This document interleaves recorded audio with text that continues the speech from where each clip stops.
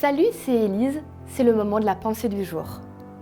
Est-ce que tu as plutôt une grosse voix, une grande voix qu'on entend de loin, ou alors une petite voix toute douce? En tout cas aujourd'hui, on va parler du fait que Dieu, il entendra ta voix.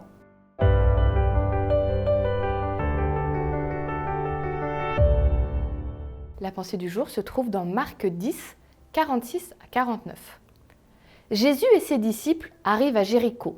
Puis ils sortent de la ville avec une grande foule. Un aveugle, appelé Bartimée, fils de Timée, est assis au bord du chemin. C'est un mendiant. Quand il apprend que Jésus de Nazareth arrive, il se met à crier « Jésus, fils de David, aie pitié de moi !» Beaucoup de gens lui font des reproches et lui disent « Tais-toi !» Mais l'aveugle crie encore plus fort « Fils de David, aie pitié de moi !» Jésus s'arrête et dit « Appelez-le !» Et ils appellent l'aveugle en lui disant « Courage, lève-toi, il t'appelle ». L'histoire de Bartimée, cet aveugle, elle m'a toujours touchée très très fort. D'abord parce que le pauvre, il vivait à une époque et dans une situation affreuse. Parce qu'au moment où il vit, la société dans laquelle il vit, on considère que s'il est aveugle, ça doit forcément être de sa faute. Il a dû faire quelque chose de mal pour mériter d'être aveugle. Et s'il est aveugle de naissance, c'est que ses parents ont dû faire quelque chose de mal et c'est pour ça qu'il est puni par Dieu. Tu imagines vivre dans un monde où déjà c'est plus dur pour toi. Tu dois te battre, tu ne peux pas avoir de métier à cette époque-là, il n'y a personne qui t'aide. Mais en plus, les gens, quand ils te voient, ils te disent de toute façon, pourquoi je l'aiderais? Vu que c'est sa faute si ça lui arrive. C'était vraiment terrible. Et tu le vois bien, hein, quand il veut commencer à crier pour appeler Jésus, le premier réflexe des gens, c'est de dire « Chut, tais-toi, ne l'embête pas, tu n'es pas digne de parler à Jésus ». Dans cette histoire-là, en effet, Jésus passe dans la ville de Bartimée.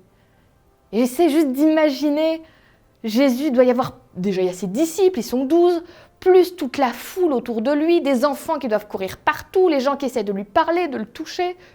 T'imagines le bazar? Et là, t'as une pauvre petite voix d'un mendiant qui devait en plus être assis par terre dans un coin et qui crie « Fils de David, aie pitié de moi !» Aucune chance qu'il soit entendu. Sa voix devait être couverte par les milliers de voix des gens autour. Pourtant, Jésus a entendu sa voix. Malgré tout le bruit qu'il y avait autour, malgré tous les gens qui voulaient lui parler, lui faire des flatteries, Jésus a entendu la voix de celui qui avait vraiment besoin de lui, qui appelait au secours de tout son cœur. Donc Jésus s'arrête et il fait quelque chose d'absolument formidable qu'il n'y a que Dieu qui est capable de faire. La foule était contre Bartimée, le rejetait, le méprisait et lui disait « Chut, ne parle pas à Jésus ». Jésus regarde la foule et dit « J'ai entendu cet homme-là, dites-lui de venir ».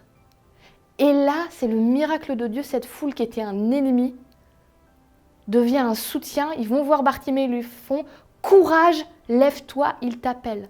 Des gens qui le rejetaient, qui ne voulaient rien avoir à faire avec lui, tout d'un coup lui disent « Viens, on t'emmène jusqu'à lui ». Tu dis « Il est trop fort ». Mais ce que je voudrais vraiment qu'on retienne là, ce matin, si tu dois retenir qu'une seule chose de tout ce que j'ai dit jusqu'à présent, c'est ça.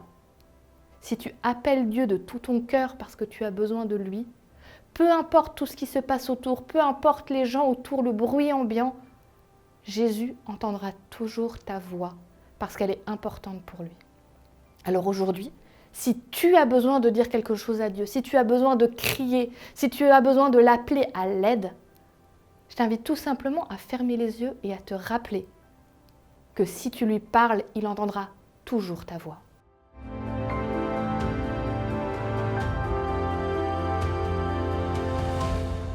Merci à toi d'avoir suivi cette pensée du jour. J'espère vraiment qu'elle t'a fait du bien et qu'elle pourra t'accompagner dans ta journée. Merci à tous ceux qui partagent déjà les vidéos. N'hésitez pas les autres à le faire aussi pour faire du bien autour de vous. Mettez-nous un petit pouce en l'air, laissez un commentaire, ça fait toujours plaisir. Et moi je te dis rendez-vous demain pour la prochaine pensée du jour.